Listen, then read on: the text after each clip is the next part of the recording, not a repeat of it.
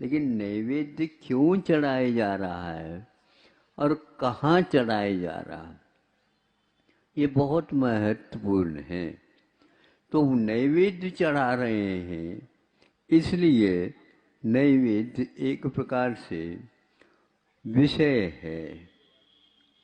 वह विषय कैसे है, तो वो ही आप भोजन में लेते हो, वही आप पूजन में लेते हो।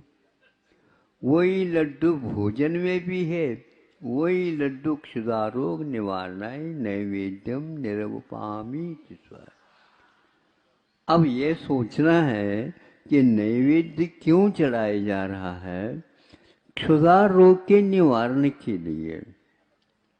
तो जिनने क्षुधा को निवारित कर दिया, दूर कर दिया, ऐसे भगवान की साक्षी पूर्वक उनके चरणों में उनके लिए नहीं दिया जा रहा है, ध्यान रखो।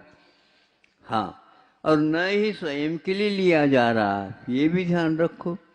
चढ़ाया जा रहा है नैवेद्य, और उस नैवेद्य के वो लक्ष्य जो है चढ़ाने का, केवल क्षुधा रोग। आप लोग सारे रोगी हो, भगवान निरोगी है। ये रोगी है, हम ये मान करके चले। और यदि कोई सेठ साहूकार ये समझ ले कि हम तो 4-4 5-5 बार खाते हैं क्योंकि हमारी बात कोई कमी नहीं है, नहीं समझे, कमी तो है 4 गुना तुम्हारे पास रोग तेज है, नहीं समझे, महारोग की ओर जा रहे हो।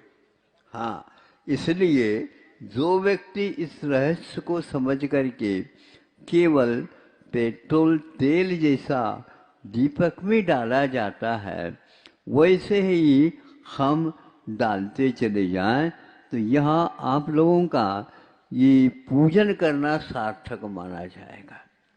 इसलिए कि ऐसे पूजन मत लिखो, ऐसे पूजन की पंक्तियां में मत पढ़ो, उसमें कोई रस ही नहीं निकले। यह निकलना चाहिए शुद्ध, उसका उद्देश्य क्या है। संगीत की मात्रा न बढ़ाएं, किंतु उस गीत में से जो रहस्य है वह स्पष्ट हो जाए। ऐसे पूजन विधान पंच कल्याणकों में होना चाहिए, ताकि वह एकदम भीग जाए। हे भगवान, आपके पास तो क्षुधा नहीं, आपने क्षुधा को जीत चुके, 18 दोषों से रहित हमारे भगवान होते हैं, और हम दोषों के पुंज बने हैं।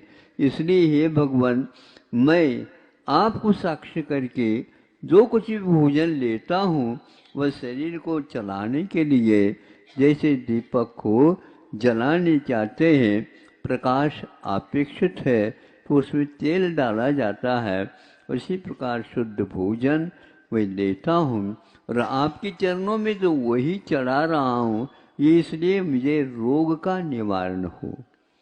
भोजन करना ही एक रोग है, सुन रहे हो? भोजन करना ही एक रोग है, तो 2 बार 3-3 बार 4-4 बार करना कौन सा रोग है? बार बार। और फिर भी कह देते हैं कि और कोई भी औषध देना हो तो दे दो, ताकि और बढ़ जाए खुराक। इसलिए तो बहुत कठिन है आप लोगों को। पूजन को भी बहुत सावधानी के साथ पढ़ो, और उसके अर्थ सहित पढ़ो, तो गदगद हो जाओगे। गदगद